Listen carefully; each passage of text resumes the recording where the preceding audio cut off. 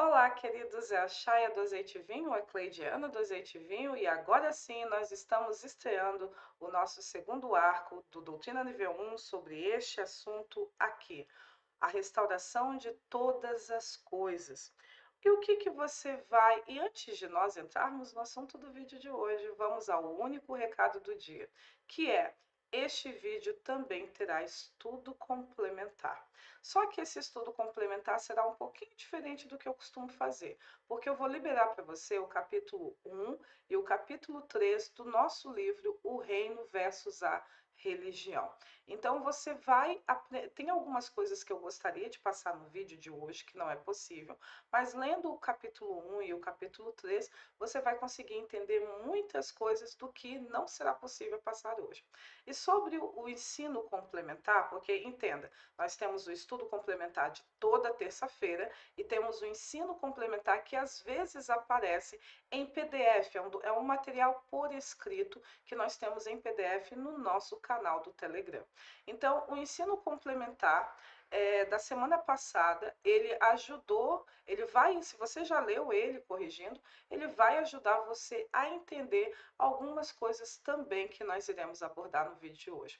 E o que que você vai aprender sobre o vídeo de hoje? Nós iremos falar sobre o que é o tempo de restauração de todas as coisas e como o plano de pacificação da terra, o plano de restauração de todas as coisas, se encaixa nesse tempo. Nós iremos falar sobre ter uma inicialmente, né?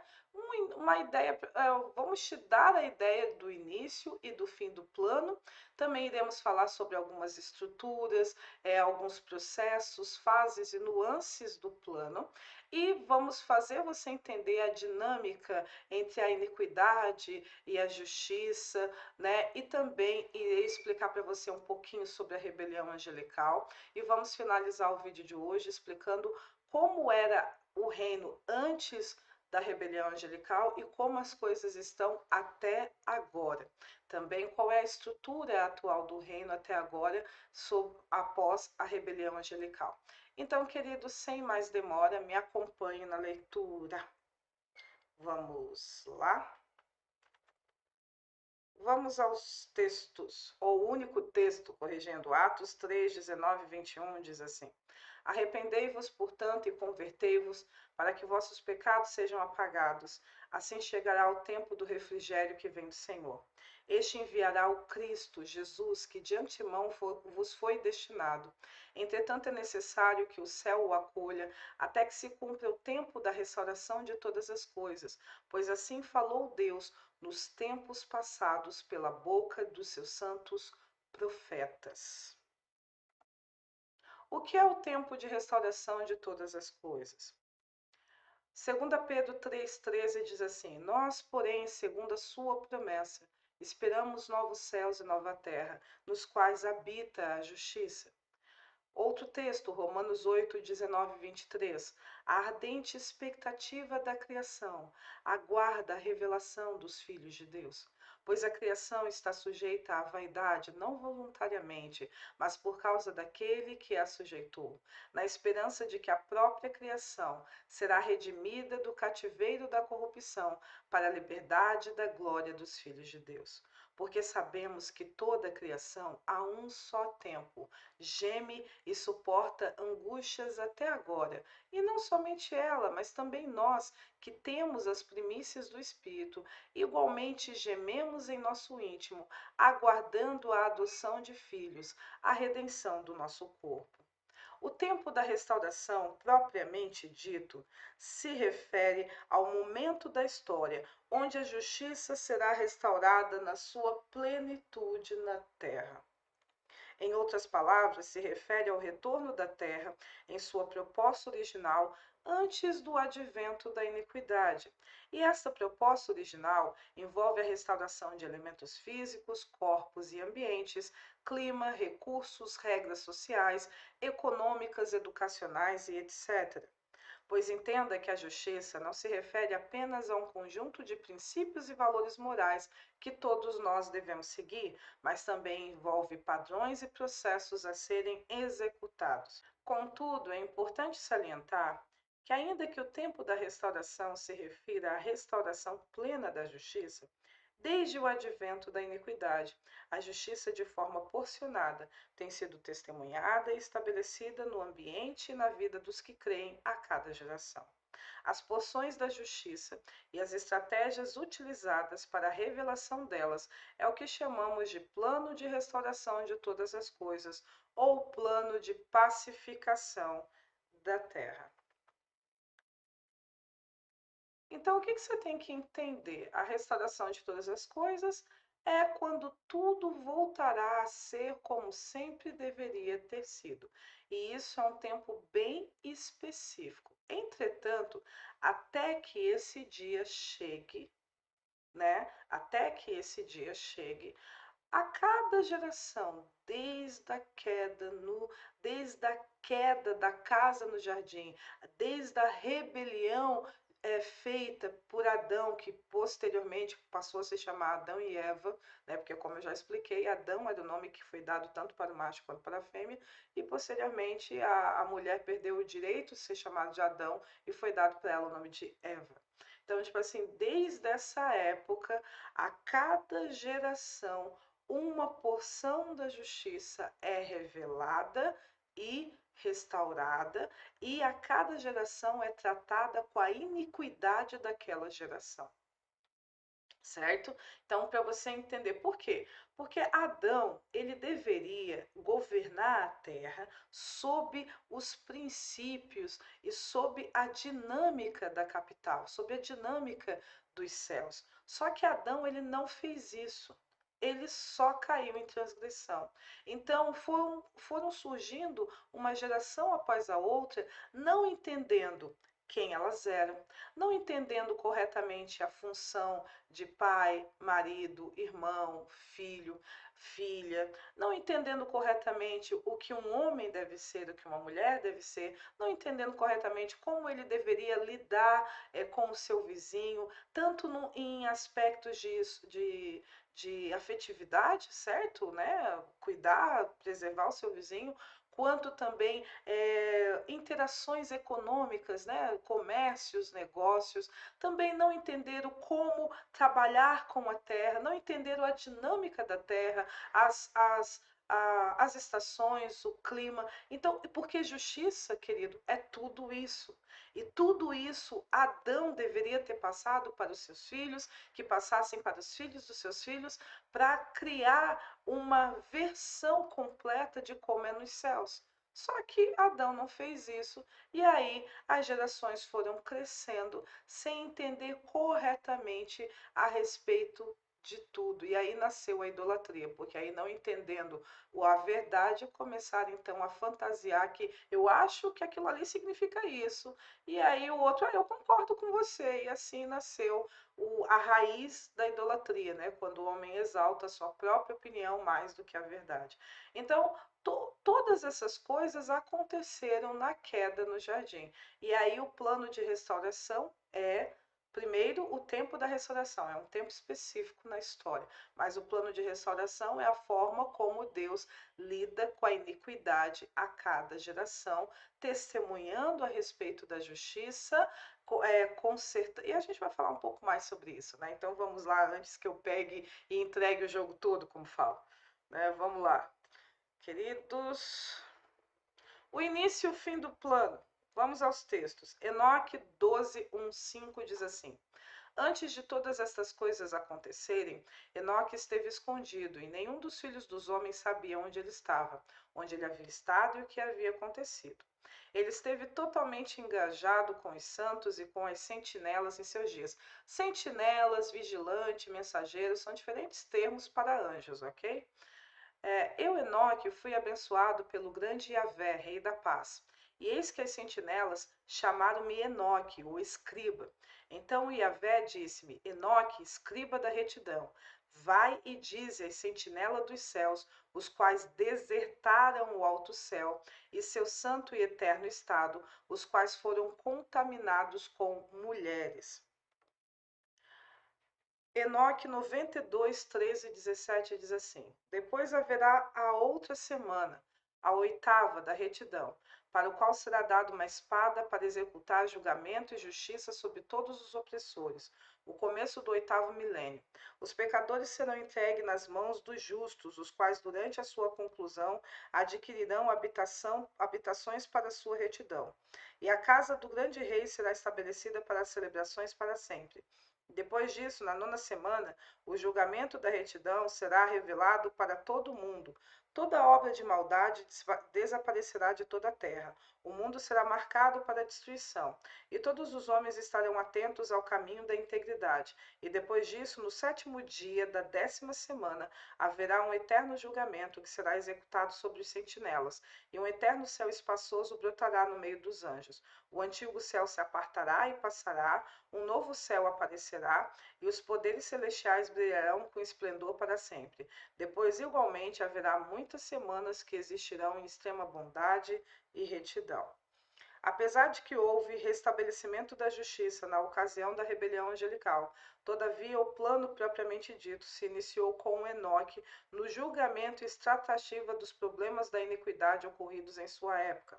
A parte ou etapa final deste plano é o período conhecido por muitos como o período milenial, quando Jesus, junto de seus irmãos e a família terrestre de Elohim, durante um período de 1000 anos, administrarão toda a terra para darem a última oportunidade para os rebeldes, os descendentes de Adão, o caído, os filhos da serpente, se arrependerem de seus crimes. Então, voltando para mim, o que você tem que entender? A gente vai falar sobre cada fase, tá? Uma coisa que você vai ver no segundo arco é que vai ter um vídeo que nós vamos falar só sobre a fase de Enoque, e assim nós iremos dizer sobre cada fase para você ter uma visão mais completinha. Mas o resumo é isso. O plano de pacificação da Terra começou com Enoque, e a fase de Enoque foi de Enoque até Noé, ok?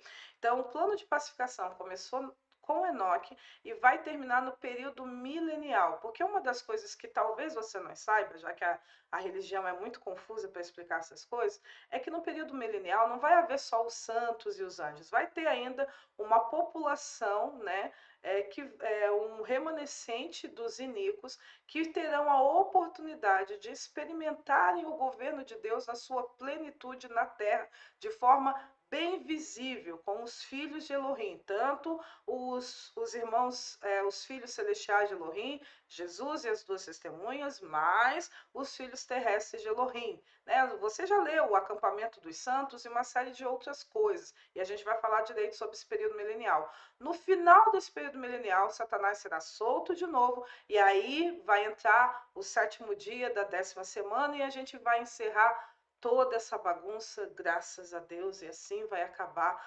tudo, né? Então, o plano de restauração começou lá com seu Enoque e termina no período milenial. Agora vamos dar continuidade ao assunto aqui. Vamos lá. O que envolve e qual é a estrutura do plano? Vamos aos textos. Bem sei que tudo podes e nenhum dos teus planos pode ser frustrado. Bendito os pacificadores, porque eles serão chamados filhos de Elohim. Como dissemos anteriormente, o plano de pacificação da terra se refere à revelação e à restauração da justiça de forma porcionada. Entenda como porção uma parte por vez, um aspecto por vez. Apesar de que as estratégias e as porções da justiça variarem em cada época e geração, a estrutura padrão do plano e de suas etapas ocorrem invariavelmente assim. E aí você pode perguntar, por que é uma porção por vez? Porque você entende que a justiça é muito ampla. Então, como uma casa foi destruída, e quando a gente começa a reconstruir essa casa, nós começamos por etapa. Então, um cômodo por vez, um processo por vez, e é dessa maneira que você deve entender. A casa da justiça foi destruída na terra, então nós temos que começar a reconstruí-la por etapas. Então, quais são a estrutura padrão do plano, né? Todas as fases têm a mesma característica, e as etapas. Primeira etapa, chamamento do pacificador ou dos pacificadores líderes. Essa é a primeira etapa. No caso de Jesus e dos seus irmãos, o chamamento ocorreu lá na capital. Mas aqui na terra, com Enoque e com os outros, você vê, toda fase é assim. A primeira pessoa que é chamada são os líderes que vão encabeçar essa fase. Ou o líder ou os líderes. Segundo aspecto do plano invariável, a revelação do plano, tanto nos aspectos gerais quanto na etapa pretendida. Então, o líder fica sabendo tudo o que já foi feito e também o que ele precisa fazer, ok? E mais, o que, que a fase dele vai abrir. Se ele é uma fase intermediária, então você tem que fazer isso, porque a próxima fase será assim, então você tem que agir dessa forma para poder ter estrutura para a próxima fase. Terceira coisa, treinamento e capacitação do líder. Então, o líder ele é treinado, o líder ele é capacitado. Um exemplo disso é Jesus. E Jesus crescia em graça e conhecimento em cima dos homens. E todo líder passa por isso. E geralmente esses aspectos que eu estou expondo aqui, ele é interno, ele é oculto, ele não é público. Por isso que a maioria das pessoas não sabem. De repente começa a surgir um movimento e você não sabe que teve todo um período interno da semente ficar na terra, né? Produzindo ali os seus resultados até que você começa a ver uma arvorezinha ali. Quarta etapa, chamamento e capacitação da equipe de líderes, dos líderes. Por quê? Caso haja a capacitação da equipe do líder. Então, algumas fases vai ter uma equipe, outras fases vai ser os seus filhos, outra fase vai ser o seu neto, como aconteceu com Enoque. Enoque, ele escreveu todo um livro para o filho dele passar para o neto dele. Então, o neto fazia parte da equipe do avô. Então, existe esse quarto processo, o chamamento e a capacitação da equipe do líder, de quem vai servir a equipe de base. Você percebe isso também, né, com Jesus, você percebe isso com Moisés. Então, sempre que há uma equipe, ou essa equipe completa pode ser várias pessoas, ou uma ou duas pessoas, ou a sua própria família. Mas tem isso também, ok? Quinto, testemunho do reino, rei, e da porção da justiça pretendida na etapa aos rebeldes da época. Por quê? Porque a cada geração você tem que testemunhar sobre o reino outra vez, porque a geração anterior não ensina e não se esforça em ensinar ou manter os princípios da verdade para os seus filhos. Então, a cada geração tem que se levantar um filho do reino para explicar, para dar o testemunho do reino, para dizer a respeito da verdade, tudo de novo. E aí, depois que ele fez esse processo, ele tem que começar a explicar: ó, a minha parte é isso aqui, eu sou o cara que veio reconstruir os quartos, tá? Porque a cozinha já foi feita, o banheiro também. Eu sou o cara que reconstrói os quartos. Então, sempre ocorre isso: um testemunho do reino, do rei, e depois da porção da justiça pretendida na etapa aos rebeldes daquela época ali. A sexta coisa, recuperação e correção ou discipulado aos rebeldes arrependidos, porque sempre haverá alguém que vai querer saber sobre a verdade, vai ajustar a sua vida, cada geração sempre ocorre isso, então tem esse momento, recuperação e correção dos rebeldes arrependidos. E geralmente muitos desses rebeldes vão se tornar a equipe do líder, então tem todo esse aspecto aqui também. O sétimo, punição, sofrimento e morte para os rebeldes não arrependidos. Então, uma das coisas que a gente sempre deixa bem claro é que cada geração da fase do plano tem a sua devida punição. Os rebeldes que não se arrependem, eles são punidos naquela fase. E eles, quando são julgados, eles são julgados de acordo com a porção da justiça que foi revelado para eles na fase que eles se encontram. Então, não, quando eu falei sobre o testemunho da iniquidade, eu não quis dizer que Deus deixa os iníquos fazerem o que querem e eles não são julgados pelos erros dele. Eles são em cada fase. Tudo que já foi revelado e tudo que está sendo revelado naquela geração, as pessoas daquela geração vão ser julgadas de acordo com aquilo que já foi revelado e de acordo com aquilo que está sendo revelado. Ok? E aí ocorre as punições, que as punições começam com você sofrendo mesmo na terra, levando na cabeça igual um prego, e ocorre com a morte. E o que é a morte? A morte é a separação do ser com o seu meio ambiente. Então é quando essa pessoa ela não tem mais direito a viver na terra, então ela vai para a prisão eterna que nós chamamos de inferno. Ok? E oitavo, correção e estabelecimento da porção da justiça na terra. Por que correção e estabelecimento? Porque não é só o testemunho da justiça, precisa também haver o estabelecimento daquela porção, haver um ajuste dessa porção da justiça na terra. E às vezes ocorre com a morte de toda aquela geração iníqua, como ocorreu com o dilúvio, ou às vezes a terra precisa ser purificada, as pessoas precisam ser purificadas, então geralmente o pacificador líder tem que morrer para ver o estabelecimento da porção da justiça na terra. E você vai entender isso um pouco melhor. Mas sim, todas as fases, todas as fases do plano ocorrem dentro desses 8 passos que eu dei para você. Então, você vai ver um Enoque, um Noé, um Abraão, um Moisés e tantos outros se ajustando, sendo chamados, sendo preparados, sendo corrigidos, e aí encaminhando os seus líderes, pregando, estabelecendo testemunho e tudo mais. Uma outra coisa que eu quero deixar claro para você aqui é que, como você vai ver comigo, as fases do plano nem sempre são coisas grandiosas, às vezes é um passo pequeno. Por exemplo, Abraão fazia parte do plano. Qual era a proposta de Abraão no plano dele? Ele tinha que ter um filho com a Sara, porque a partir da linhagem dele, né, ele deveria permanecer na justiça, naquela porção da justiça que tinha sido revelado para ele, ensinar essa porção da justiça para os seus filhos, mas ele deveria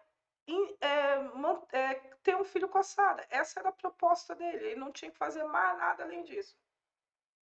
Então, não fique sempre esperando coisas grandiosas a cada geração, porque às vezes o processo é bem simples, mas ainda assim ele tem um objetivo muito eficaz e ele sim vai se tornar uma coisa global, mundial, enorme, ok? Mas nem sempre as fases são sempre impactantes, ok? Então agora vamos falar mais um pouquinho sobre essa questão aqui, porque eu quero explicar para você um ponto muito importante, que é esse aqui. Primeiro vamos aos textos, tá? Porque são muitos textos, então nem botei título para caber tudo. 1 João 4, 4, 6 diz assim: Filhinhos, vós sois de Deus e tendes vencido os falsos profetas, porque maior é aquele que está em vós do que aquele que está no mundo. Eles procedem do mundo, por essa razão falam da parte do mundo e o mundo os ouve. Nós somos de Deus, aquele que conhece a Deus nos ouve e aquele que não é da parte de Deus não nos ouve. Nisto reconhecemos o espírito da verdade e o espírito do erro. Outro texto, Deuteronômio 30, 19 e 20, diz assim: Os céus e a terra tomo hoje por testemunhas contra ti, que te propus a vida e a morte, a bênção e a maldição. Escolhe, pois, a vida para que vivas tu e a descendência, amando o Senhor teu Deus, dando ouvidos à sua voz e apegando-te a ele, pois disto depende a tua vida e a tua longevidade, para que habites na terra que o Senhor, sob juramento, prometeu dar aos teus pais Abraão, Isaque e Jacó. Mateus 4,17, versão hebraica. Desde então começou a Yeshua a pregar e a dizer: Fazei techuvá, porque é oferecido o reino dos céus. Outro texto, Isaías 8, 16, 20 diz assim: Resguarda o testemunho, sela a lei no coração dos meus discípulos. A favor dos vivos se consultarão os mortos. A lei é o testemunho. Se eles não falarem desta maneira, jamais verão a alva. Outro texto, Números 14, 18, diz assim: O Senhor é longânimo e grande em misericórdia, que perdoa a iniquidade e a transgressão, ainda que não inocenta o culpado, e visita a iniquidade dos pais no filho até a terceira e quarta gerações. Outro texto, Naum 1, 2 e 3. O Senhor é Deus zeloso e vingador, o Senhor é vingador e cheio de ira. O Senhor toma vingança contra os seus adversários e reserva indignação para os seus inimigos. O Senhor é tardio em irar-se, mas grande em poder, e jamais inocenta o culpado. Outro texto, Romanos 11, 22, diz assim: Considerai, pois, a bondade e a severidade de Deus. Para com os que caíram, severidade, mas para contigo, a bondade de Deus, se nela permaneceres. De outra sorte, tu também serás cortado. E o último texto, Enoque 14, 2 e 4. Eu entendi com o coração, assim como ele havia criado e dado aos homens o poder de compreender a palavra de entendimento. Assim criou e deu a mim o poder de reprovar os sentinelas à geração dos céus. Eu escrevi sua petição e na minha visão foi-me mostrado que seu pedido não lhe serás atendido enquanto o mundo perdurar. Julgamento passou sobre vós, e o vosso pedido não vos será atendido de agora em diante, nunca ascendereis ao céu. E ele o disse que na terra ele vos amarrará, tanto tempo quanto o mundo existir. Eu quero que você grave muito bem isso. Vamos lá. Último texto, Isaías 43, 26 diz assim: Desperta-me a memória, entremos juntos em juízo, apresenta as tuas razões para que te possas justificar. Entendendo a dinâmica da justiça versus a iniquidade. Algumas coisas que você precisa saber sobre a dinâmica entre a verdade e o erro. Primeira coisa, não é de fato uma luta entre o bem e o mal. Na realidade, é uma proposta entre obedecer ou desobedecer a Deus, de reconhecer a sua majestade e de aceitar o seu governo. Então, essa é a primeira coisa que eu quero passar aqui. Geralmente, Satanás enganou as pessoas a acreditarem que existe uma luta entre o bem e o mal acontecendo e que você tem que ser sempre um mocinho. Querido, não é isso. A terra faz parte do governo dos céus. A terra também é Sião e hoje existe toda uma geração vivendo em rebelião contra o governo dos céus. Então, o que não é uma luta do bem contra o mal, é uma luta entre a rebelião e a submissão. Entre você aceitar o governo de Deus, ouça. E começou Jesus a pregar dizendo: Fazei techuvá. E techuvá é mais do que arrependimento, querido. É um processo um pouco a mais e você vai entender isso melhor no último arco da doutrina nível 1, quando a gente falar sobre a doutrina de Cristo. Então, porque vos é oferecido o reino dos céus. Porque o reino dos céus está entre vós, porque o reino dos céus é chegado. Então, eu faço uma proposta para você e tenho os céus e a terra como testemunha, que estou te oferecendo a vida e a morte, a bênção e a maldição. Siga, pois, a vida para que vivas, tu e a tua descendência, porque se você observar os mandamentos do Senhor, você terá uma boa vida da terra e você viverá muitos anos nela. Então, esse conceito de luta de bem e de mal, eu quero quebrar da sua mente aqui. Sempre foi entre obedecer e desobedecer. Sempre foi entre se submeter e não se submeter. Sempre foi em erradicar um comportamento rebelado quanto estabelecer uma submissão ao governo dos céus. E se eu não quiser me submeter, então tu também será cortado, porque você tem que atentar para a bondade e severidade de Deus. Porque é a mesma coisa, você gosta de bagunça na sua casa. Você gosta que alguém entre na sua casa e destrua tudo aquilo que você criou e construiu? Você tipo assim, vamos falar aqui para quem limpa a casa, né? Você já quer que quando você terminou de passar pano, o pessoal ande com as mãos para não sujar a casa com os pés? O que dirá todo um reino, todo um ambiente? Então, querido, não existe esse negócio de luta do bem contra o mal. Sempre foi uma proposta entre se submeter ou não ao governo dos céus, reconhecer ou não a majestade de Elohim. Sempre foi isso, belezinha? Vamos continuar. Outras coisas que eu quero que você entenda a respeito da dinâmica entre a justiça e a iniquidade.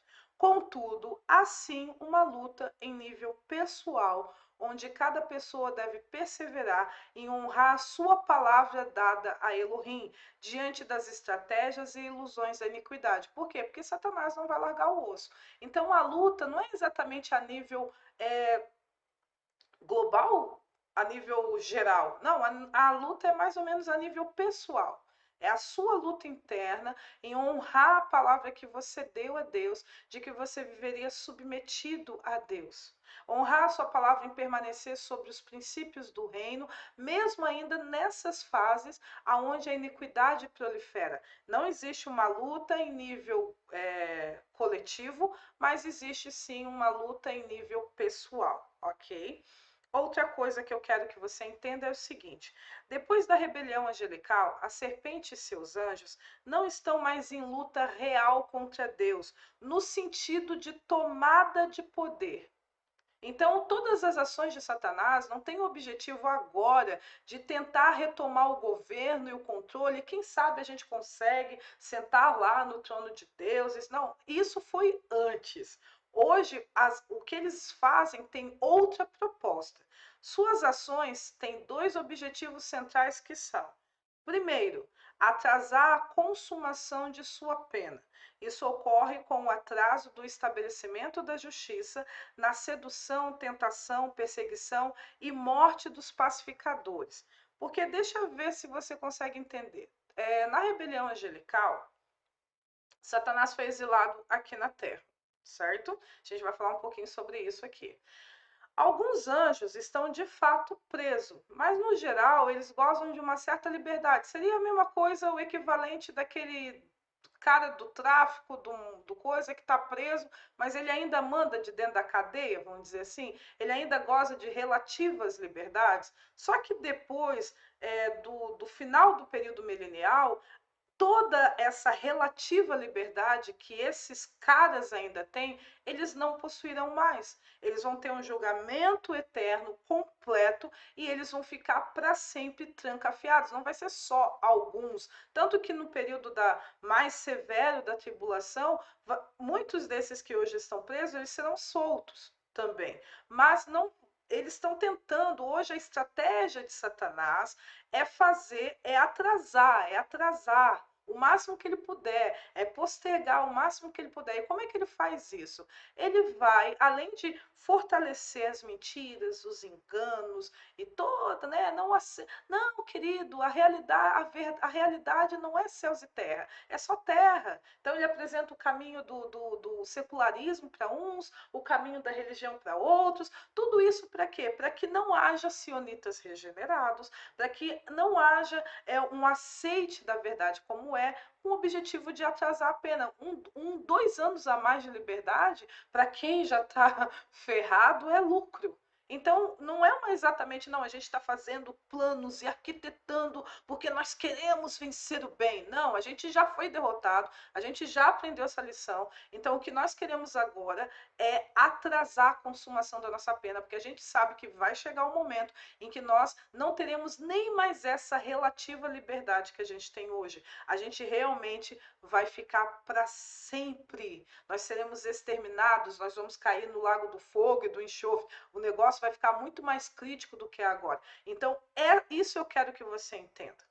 Certo? Não é uma luta do bem contra o mal, não é dualismo. Dualismo prega duas forças iguais e opostas que lutam entre si. Não existe. Primeiro que a justiça é superior à iniquidade. 10-0. E segundo, que Satanás nem quer mais enfrentar Deus diretamente.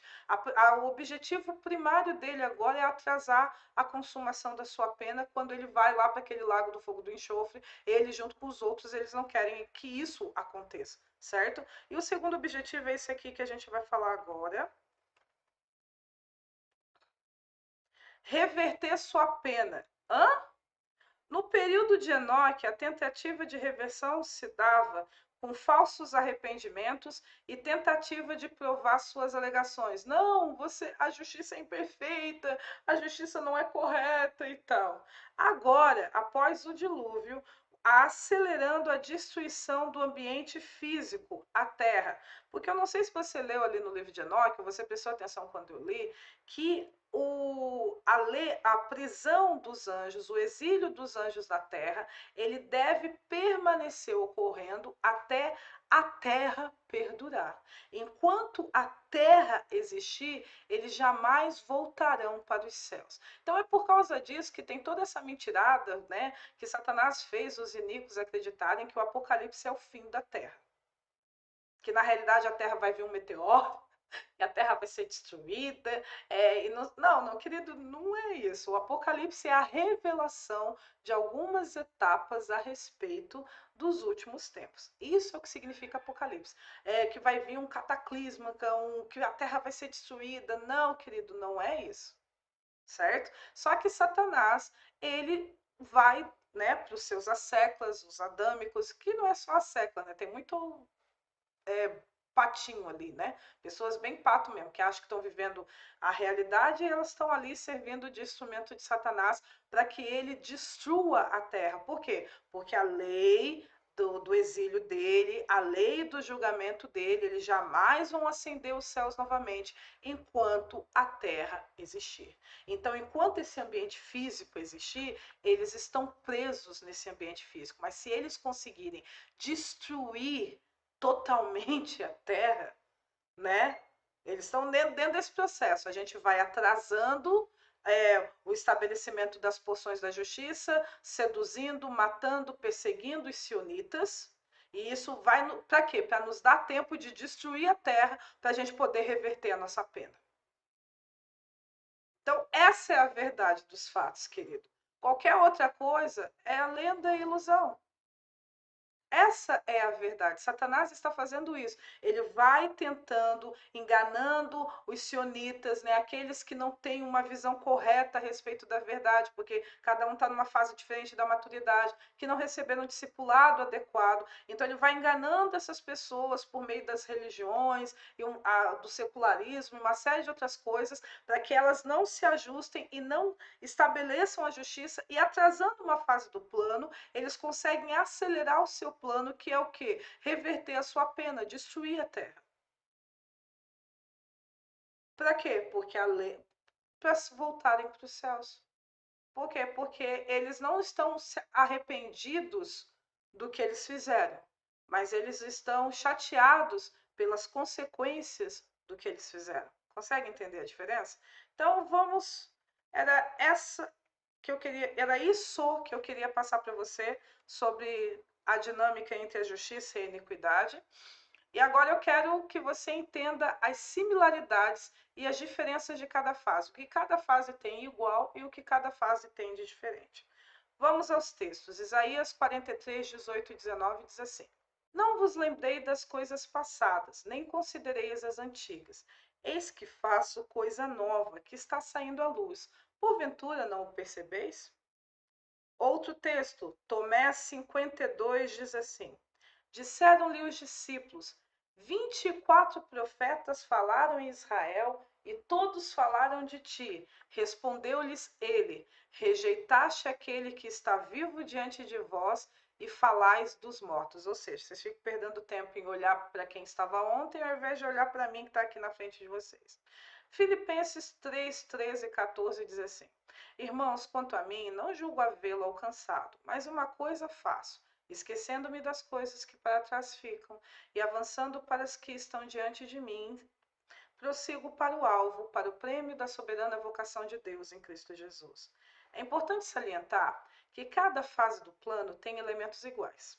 Estes elementos são a estrutura do plano, que a gente já falou um pouco lá, aqueles 8 passos ali, e a conduta de cada líder na submissão do rei e a justiça. Entretanto, há elementos diferentes em cada fase também. As diferenças de cada fase se dá por alguns fatores, tais como a porção da justiça que está sendo restaurada, então aquilo que Enoque tinha que fazer é diferente daquilo que Noé teve que fazer, é diferente daquilo que Abraão teve que fazer e por aí vai. A maturidade psicoespiritual do líder da fase e o nível da sua submissão e adequação à justiça. Então, ali, quando eu falo que a conduta do líder é igual, porque você vai ver uma coisa muito normal, muito padrão em todos os líderes da fase. Eles eram pessoas que buscavam muito a Deus, que passavam muito tempo na presença do rei. Muito. Eram pessoas que oravam pra caramba e ouviam a Deus bastante. Isso é uma característica padrão de todo líder, de toda fase do líder. São pessoas que oram muito e também da equipe base. A equipe base também aprende a orar bastante e a passar bastante tempo na capital para poder executar corretamente as coisas na terra. Entretanto, cada líder tem uma maturidade diferente. Você vai ver erros que Abraão cometeu. Ou seja, ele tinha uma disposição em servir a Deus? Tinha, mas o caráter dele estava 100% tratado na justiça? Não estava. Isso você vê diferente. Você vê Noé, Ok? E é isso que eu quero dizer aqui, que cada fase também você tem que avaliar também pela maturidade do líder. Por quê? Porque as coisas vão ser, a porção da justiça que vai ser revelada para aquele líder está de acordo com a maturidade dele. De como ele dá um bom testemunho da justiça, não apenas falando da porção dele, mas também vivendo essa porção. Ok? Então, isso é diferente também em cada fase. A outra coisa, as estratégias necessárias para o estabelecimento da porção da justiça que está sendo revelado. Os passos que o Enoque deu foi diferente do que Noé fez, que foi diferente do que Moisés fez, que foi diferente do que Abraão fez, que foi diferente do que os profetas fizeram, que foi diferente do que Jesus fez. Certo? Cada um tem um aspecto diferente. E, por último, o povo e a estrutura da iniquidade vigente em cada fase. Por quê? Porque cada pessoa tem, cada geração tem as suas peculiaridades, tem as suas particularidades. E por que eu quero que você entenda isso? Para não acontecer um problema que ocorreu com Jesus. Jesus, muitas das mentiras que Satanás apregou para os judeus, porque o ministério de Jesus era inicialmente voltado para os judeus, para os filhos de Abraão, ok? E a gente vai explicar isso também quando chegarmos à fase do primogênito.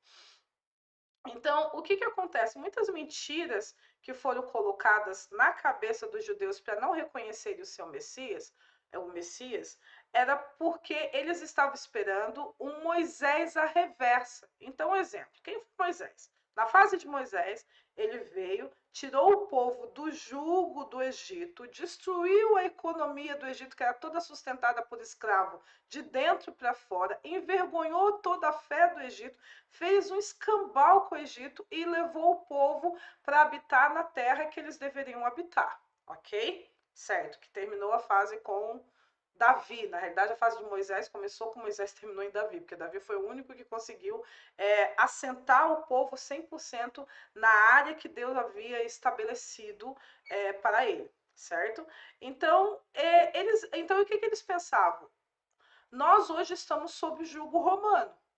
Então, mas nós já estamos no lugar que a gente deveria ir. Deus não vai mandar a gente sair da nossa casa. Na realidade, a gente tem que expulsar o nosso inimigo. Então, o Messias vai ser um cara que vai vir fazer a mesma coisa que Moisés fez na nossa vida, só que ao invés de nos levar para o lugar onde a gente deveria habitar, ele vai só expulsar o inimigo que está habitando na nossa casa. E aí Jesus não fez isso, eles não reconheceram. Por quê? Porque ao invés de eles ficarem entendendo a dinâmica atual da fase, eles ficaram olhando para a fase do passado e esperando que os mesmos processos que ocorreram na última fase fossem feitos na fase seguinte. Tanto que você volta e meia vê Jesus, o pessoal esperando que ele agisse como Moisés, esperando que ele se comportasse como Abraão, dizendo que ele estava querendo substituir Moisés na vida das pessoas. Você vê várias acusações dos fariseus sobre isso, porque você quer substituir Moisés na nossa vida, você quer ser melhor e maior que o nosso pai Abraão. Por quê? Porque as pessoas não entendem que uma fase é diferente da outra. Da mesma maneira, o que vai ocorrer? As duas testemunhas vão ser acusadas de quererem estar substituindo Jesus na vida das pessoas. Você quer ser maior do que Jesus na nossa vida? É isso? Por quê? Porque as pessoas vão ficar, como já fico, olhando para as duas testemunhas, esperando que elas se comportem como Jesus.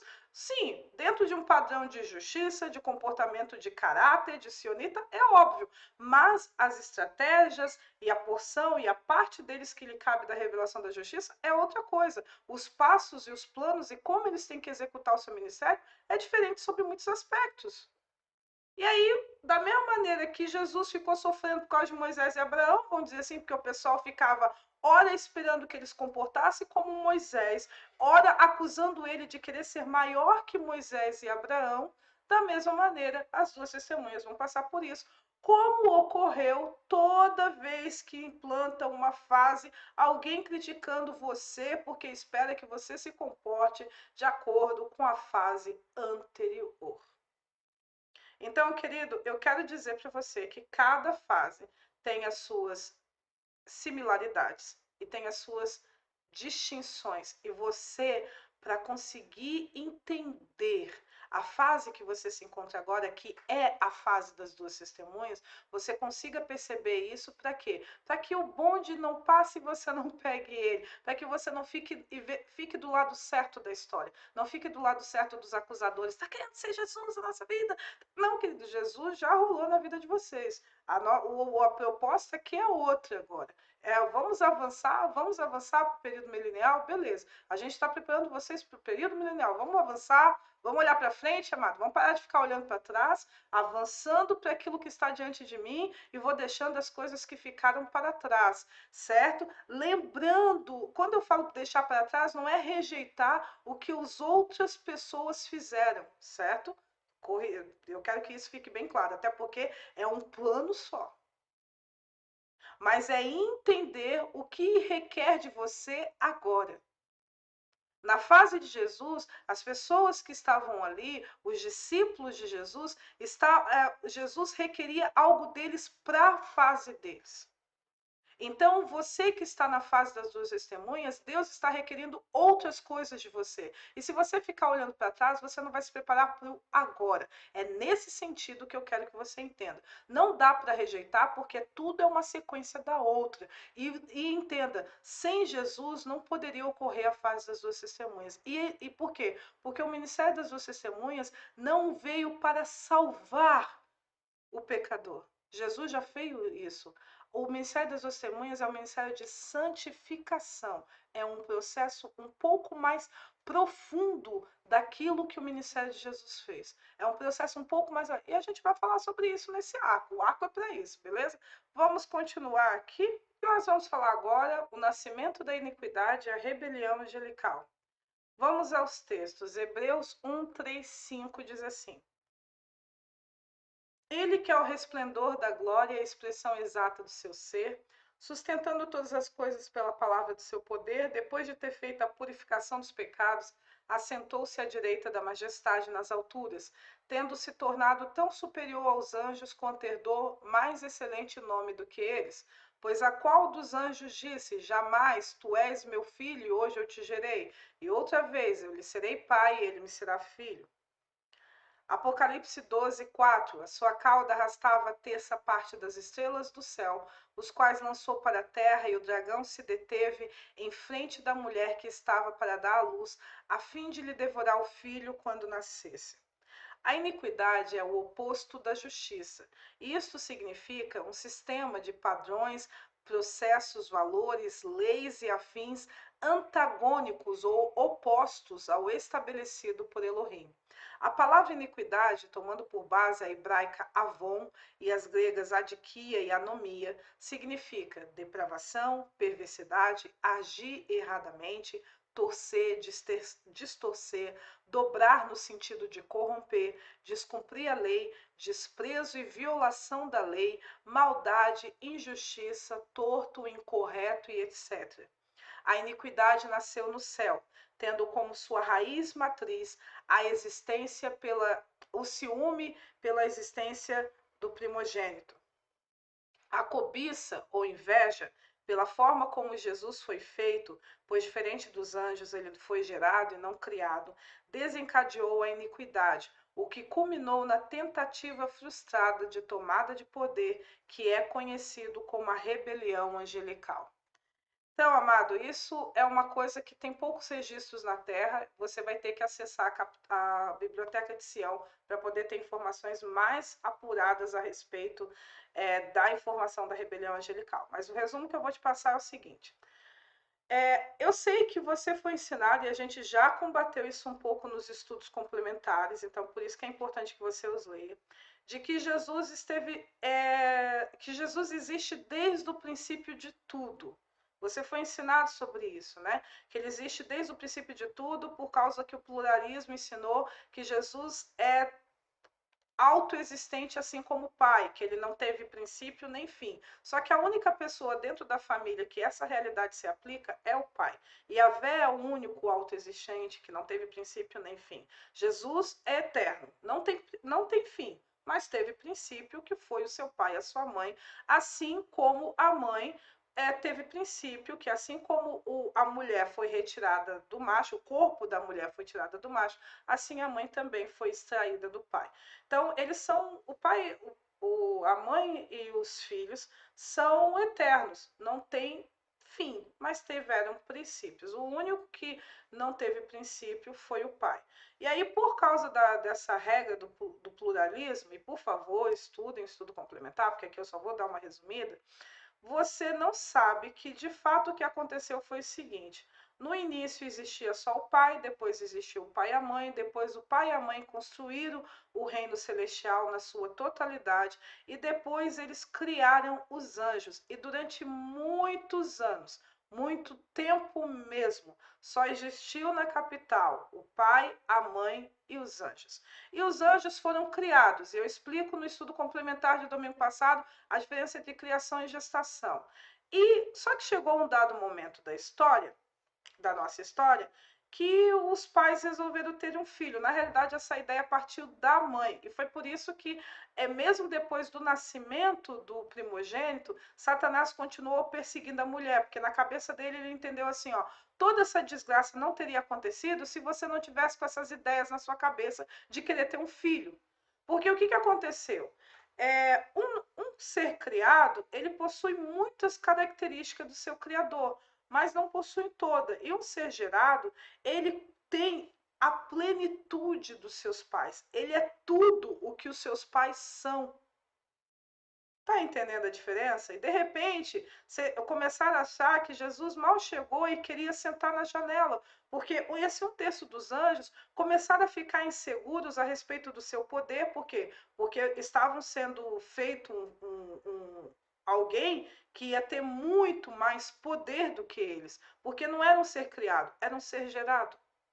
E aí esse cara ia ser herdeiro, e não ia ser herdeiro como eles eram, que tinham títulos, posses, propriedades, poderes. Não, ele ia ser herdeiro porque ele ia ser um tipo de herdeiro que ele não apenas ia ter título, posses e recursos, como ele ia ter toda a essência de Elohim concentrada nele mesmo. Então acharam uma criatura por demais poderosa. Por quê? Porque hoje tu és meu filho. Qual dos anjos que foi dito, você é meu filho porque eu te gerei? Nenhum. Até Jesus não havia seres gerados assim. Até Jesus não tinha isso. Então começou a ficarem com ciúme de quem Jesus era, da herança de Jesus, da herança, né, essência de Jesus. Essa herança não era exatamente título, casa, nada. Era essa herança, o fato de ele ser muito poderoso. E aí começaram a dizer que então é porque os anjos tinham defeitos, e uma série de alegações surgiu na mente daquele um terço, porque todo o problema começou com um anjo. E esse um anjo convenceu um terço. E esse um anjo é o que você hoje chama de Lúcifer, que não deveria chamar esse cara assim, certo? Mas não precisa. O nome dele está lá em Enoque, né? O líder dos anjos, Samiasa, Samazia, alguma coisa assim. Então começou todo o problema com esse cara. Esse cara começou a ter inveja de Jesus, e aí ele começou como todo, porque o que eu quero explicar para você é uma coisa que eu sempre explico para os discípulos, querido. Sabe como é que nasce o pecado? Quando você começa a ter dúvidas das coisas, da forma como as coisas são, e você, ao invés de tirar essas dúvidas, começa a ter uma interpretação própria. É assim que nasce o pecado. A maioria das pessoas tem curiosidade: como é que Satanás nasceu? Por que Deus fez o diabo? Não, querido, Deus fez anjos. Mas Deus criou seres livres para pensarem o que quiserem. Só que qual é a sabedoria? É você ficar interpretando as coisas ou você averiguar para saber se aquilo que você está interpretando é verdade. Não é a sabedoria? A ação mais inteligente não seria essa? É, só que a maioria das pessoas não fazem. A maioria das pessoas gosta de ficar tudo aqui na sua mente e acredito que aquilo que está na sua mente é de fato como as coisas são. E foi isso que esse cara fez. Ele começou a ficar incomodado pelo fato, por que ele não foi criado como nós, por que ele está sendo gerado, e aí esses porquês, ele começou a criar uma fantasia na cabeça dele, e aí ele começou a achar que Deus tinha criado um reino onde só favorecia a ele, e de repente tudo aquilo que ele tinha já não era mais, era pouco. Por quê? Porque estava surgindo um outro ser que ia ter mais do que ele, que ia ser mais do que ele. E de repente, o que antes era valorizado começou a perder o valor, o que antes era importante, os relacionamentos, o amor deixou de ser importante. Por quê? Porque como assim existe um outro ser mais poderoso do que eu? Como assim? Por quê? Por que ela quis ter um filho? Por que eles decidiram ter um filho? Nós não somos filhos de Elohim, e você vê no estudo complementar que eu falo que os anjos são filhos de Elohim, mas não da forma como Jesus e seus irmãos são, porque os anjos são criados, eles não foram gerados. Eles não têm toda a essência de Elohim como Jesus e seus irmãos tinham. Só que eles começaram, esse um terço, eles começaram a entrar numa noia mesmo, numa paranoia, com medo de um garoto que nem tinha nascido ainda. E já quiseram matar o menino desde o início. Por quê? Porque teve um período que entenderam assim, não, se a gente matar esse menino, então nossos problemas acabaram, não vai ter mais ninguém mais poderoso que eu e tudo vai voltar a ser como era antes. Mas, querido, aceite o novo. Quando surge uma coisa nova, nunca mais vai voltar a ser como era antes. Acabou. Avance. Não fique olhando para trás. E aí, esse ciúme, essa cobiça, essa inveja, esse medo, essa insegurança foi o estopim para a rebelião angelical. Então, já que a gente não vamos tentar fazer as coisas de acordo com as nossas regras, vamos mudar tudo, vamos destruir tudo, vamos acabar com a família real. E aí começou toda a trambicagem. Algumas informações você lê ali no livro de Isaías, Ezequiel e no livro de Apocalipse. Mas o final foi isso. Esse foi o motivo, sabe? A rebelião angelical não nasceu porque Deus fez alguma coisa errada, nasceu porque um terço de anjos não souberam lidar com o novo e ficaram com ciúmes de um menino que ainda nem existia, que ainda nem tinha surgido. Ficaram com medo de uma criança. Ficaram com inveja de uma criança. Por quê? Porque não entenderam o amor dos seus pais, não entenderam a mudança das coisas, não entenderam qual é o problema de querer ter um filho. Esse filho não ia ocupar o lugar de ninguém, ele ia ocupar o dele, ele não ia atrapalhar a vida de ninguém, ele ia viver a dele. Qual é o problema de ter um filho? Mas para eles acharam um problema por quê? Por causa do poder, por causa que ele era gerado e ele não foi criado. Porque ele não era como eles. E você vê isso muito comum na Terra, as pessoas sendo rejeitadas porque não se adequam aos padrões X. E isso é porque são educadas pelo demônio, né? Então é obviamente que vão se comportar como ele.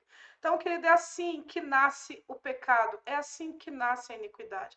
Foi assim que aquele anjo, como diz lá em Ezequiel 14, que era perfeito em todos os seus caminhos, até que se achou iniquidade nele, até que ele começou a cobiçar algo que não pertencia a ele, uma vida que não era dele. Até que ele parou de ficar contente com quem ele era e com as coisas que ele tinha e como a vida dele estava.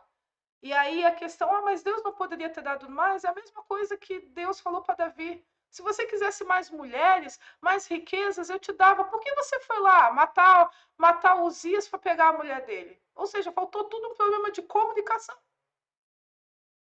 Se ele estava insatisfeito com o tipo de vida que ele teria agora, era só sentar e conversar. Mas não, ele preferiu destruir tudo, ao invés de resolver isso de forma pacífica. Mas se quebrou, se ferrou e está se ferrando até agora. Então, isso foi a questão do início da iniquidade da rebelião angelical. Um resuminho aqui para vocês. O que mais eu tenho que passar para você hoje? Vamos aos textos. Isaías 14, 11 e 14 diz assim: o esplendor dele foi atirado na sepultura, junto com a música de suas harpas. Debaixo de você é um colchão de podridão, seu cobertor é feito de vermes. Como é que você caiu do céu, estrela da manhã, filho da aurora? Como é que você foi jogado por terra, agressor das nações? Você pensava, vou subir até o céu, vou colocar meu trono acima das estrelas de Deus, vou sentar-me na montanha da Assembleia, no cume da montanha celeste, subirei até as alturas das nuvens e me tornarei igual ao Altíssimo. Apocalipse 12, 7 e 9 diz assim: Aconteceu então uma batalha no céu. Miguel e seus anjos guerrearam contra o dragão. O dragão batalhou juntamente com seus anjos, mas foi derrotado, e no céu não houve mais lugar para eles. Esse dragão é a antiga serpente, é o chamado diabo ou Satanás. É aquele que seduz todos os habitantes da terra. O dragão foi expulso para a terra e os anjos do dragão foram expulsos com ele. Gênesis 1, 2, no princípio criou Deus os céus e a terra, porém, estava sem forma e vazia. Efésios 2, 2, nos quais andastes outrora segundo o curso deste mundo, segundo o príncipe da potestade do ar, presta atenção nisso, e do espírito que agora atua nos filhos da desobediência. Por quê? Porque não é uma questão de bem ou mal, é uma questão de rebelião e submissão. Daniel 10, 11 e 13. Ele me disse, Daniel, homem querido, entenda a mensagem que vou lhe transmitir. Fique de pé, pois Deus me mandou a você. Ele falou e eu me levantei tremendo. Ele continuou, Daniel, não tenha medo, pois desde o primeiro dia em que você começou a meditar para entender e se humilhou diante de Deus, as suas palavras foram ouvidas, e é por causa delas que eu vim. Durante 21 dias, o príncipe dos reis da Pérsia me resistiu, porém Miguel, um dos príncipes supremos, veio em minha ajuda e eu deixei lá enfrentando os reis da Pérsia. Lucas 10, 17. Então regressaram os 70, possuídos de alegria, dizendo, Senhor, os próprios demônios se nos submetem pelo teu nome. Mas ele lhes disse, eu via Satanás caindo do céu como um relâmpago. Efésios 6,12 diz assim, porque a nossa luta não é contra sangue e carne, e sim contra principados e potestades, contra os dominadores deste mundo tenebroso, contra as forças espirituais do mal nas regiões celestes. E o último, Apocalipse 17, 11 e 5. Veio um dos 7 anjos que tem as 7 taças e falou comigo, dizendo, vem, mostrar-te-ei o julgamento da grande meretriz, que se acha sentada sobre muitas águas, com quem se prostituíram os reis da terra, e com o vinho da sua devassidão. Foi que se embebedaram os que habitam na terra. Transportou-me o anjo em espírito a um deserto e vi uma mulher montada numa besta escarlate. Besta repleta de nome de blasfêmia, com 7 cabeças, 10 chifres, achava-se a mulher vestida de púrpura e de escarlata.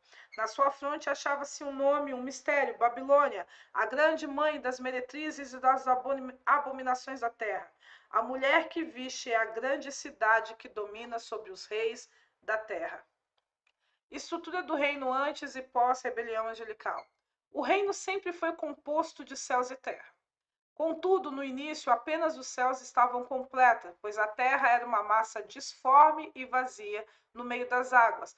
E essa situação da terra se manteve até o início da maturidade do primogênito. Então, o que eu quero passar para vocês aqui de primeira? Deus, o pai e a mãe haviam criado céus e terra, mas completaram os céus, ampliaram os céus, fizeram tudo com os céus e a terra ficou lá. Um bloco disforme no meio das águas. E durante muito tempo foi assim. Quem deu sequência ao projeto Terra foi o primogênito. Quem deu sequência, que realmente, o que a gente vai fazer com aquele bloco de nada lá, né? Foi o primogênito. Então, o primogênito, ele junto com os pais deram sequência ao projeto Terra, mas sempre houve esses dois ambientes, céus e terra, só que um estava perfeito, povoado, e o outro lá era um projeto não engavetado, mas parado na gaveta, ok? E foi assim até o início da maturidade do primogênito. Quando você entende isso, você entende o quê? Que a rebelião angelical culminou no nascimento do primogênito. No nascimento do primogênito, ok? Preste atenção. Então, quando a terra foi feita, que você leia essa passagem em Gênesis 1, a rebelião já tinha acontecido, a rebelião já tinha rolado, certinho? Então, vamos dar sequência aqui.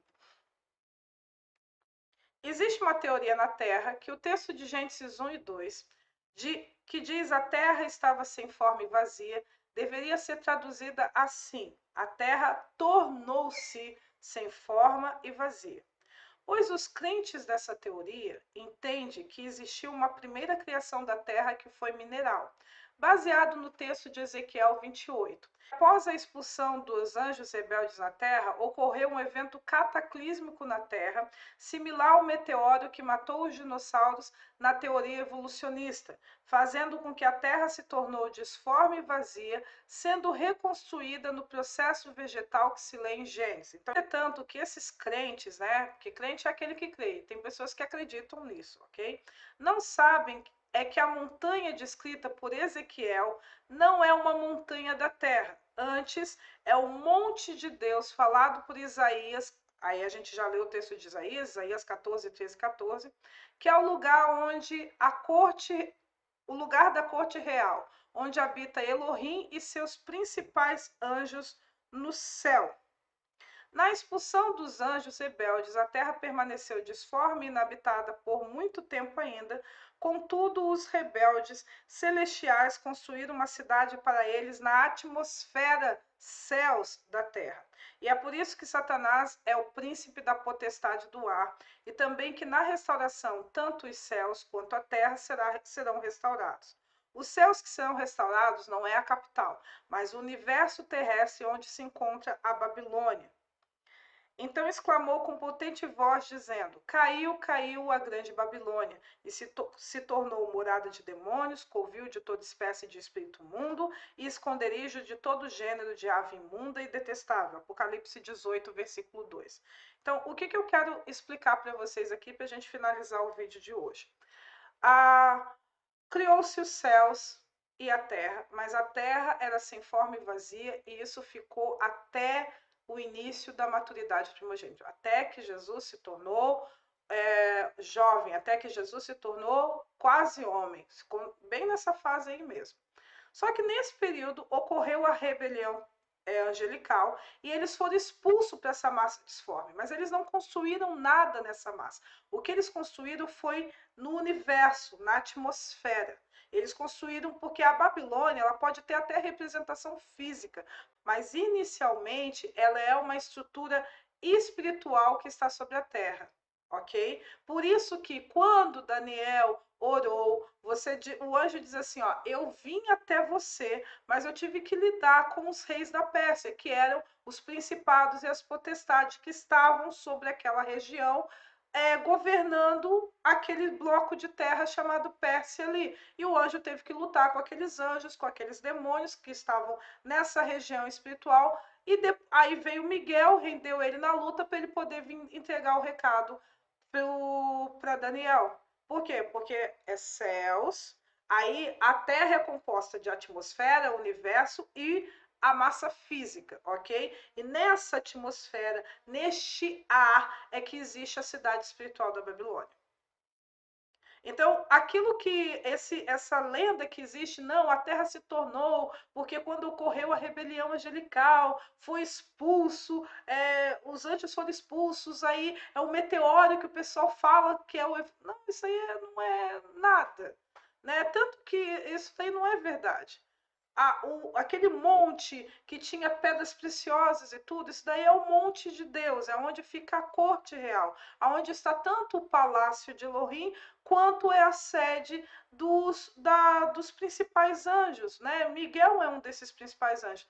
Principais anjos, Shaya, você já ouviu lá em Apocalipse sobre os 24 anciãos, que é o conselho divino, são os principais líderes da capital que auxiliam a Deus na tomada de decisões sobre situações dos céus e a terra. E eu falo sobre isso no capítulo do livro que eu vou deixar disponível para vocês. Então vocês vão entender um pouquinho melhor a dinâmica de como funcionam as coisas na capital no livro.